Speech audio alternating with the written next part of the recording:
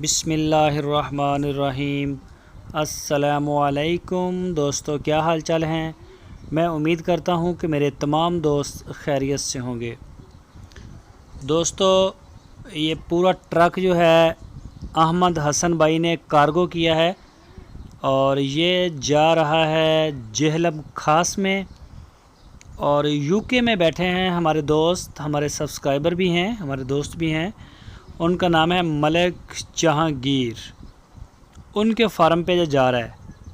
सबसे पहले तो मैं शुक्रिया अदा करूंगा मलिक जहांगीर साहब का कि उन्होंने बहुत बड़ा एतमाद किया है अहमद हसन और उनकी पूरी टीम के ऊपर और DGF लाइफस्टाइल चैनल पर।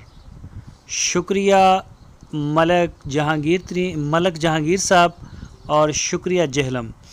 तो अभी इंशाल्लाह हम इनको लोड करेंगे। सारे के सारे जो बछड़े हैं लोड करके आपके सामने इनको इंशाल्लाह हम यहाँ से रवाना करेंगे। तो अभी और भी बछड़े आएंगे। ये सारा जो कंटेनर है, ये जो ट्रक है मज़दा बड़ा, इसको अच्छी तरह से भर देंगे। तो ये देखें, अभी अहमद हसन और ये उनके दोस्त भी हैं साथ, वो सारे अभी लोड करेंगे। इसमें लोड करने के बाद इंशाल्लाह फिर ये रवाना हो जाएगा। तो मैं एक दफ़ा फिर से शुक्रिया अदा करना चाहता हूँ। शुक्रिया जेहलम। लग गया चार हो गया ना, 4 है खड़े नहीं जी। 5 नंबर जी।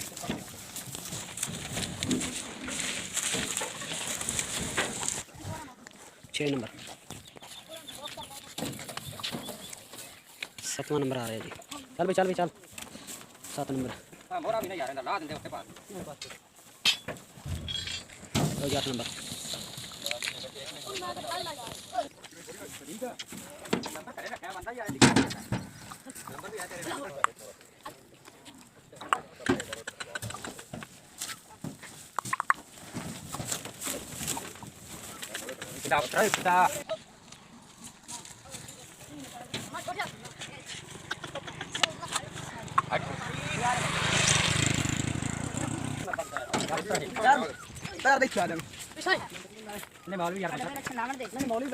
चल भाई चल मोहम्मद ज़ुबैर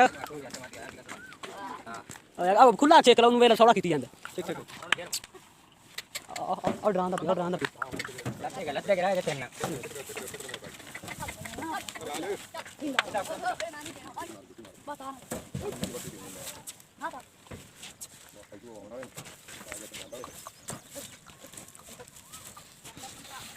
है ना। मैं तो पीछे किन्ने रह गए 4 डंगर, ये 4 मुंह ध्यान कर दे, मुंह पीछे कर दे।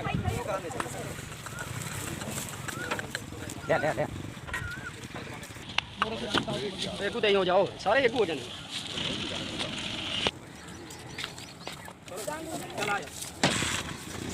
अस्सलाम वालेकुम जी। अस्सलाम वालेकुम भाईजान।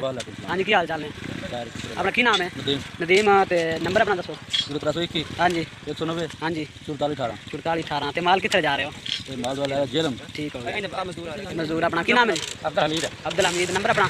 नंबर 0342। हाँ जी 049। हाँ जी 9254। अच्छा, आपने 16 से 16 माशाल्लाह लदी गए।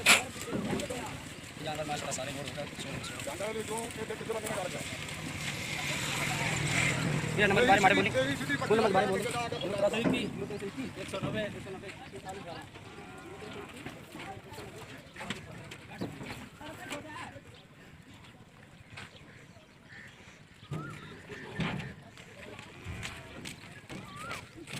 गाड़ी का नंबर है 76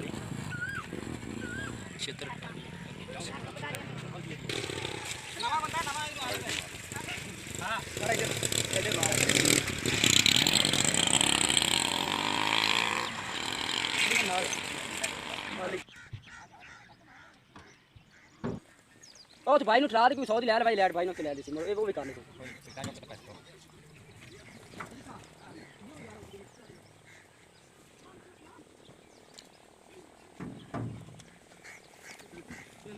अल्लाह मेहरबानी करे खर्चा या अल्लाह खैर तेरे नाम ला या ले या पूरी अपनी दिगारी।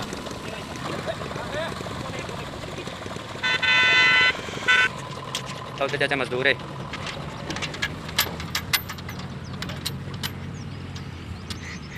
अल्लाह चाचा तेरे नसीब करे, अल्लाह तेरे लानी करे, अल्लाह तेरे कटा दो। अल्लाह खैर सलामती ला जाए। आ डंगरां नूं संभाल ते निगाह रखनी है।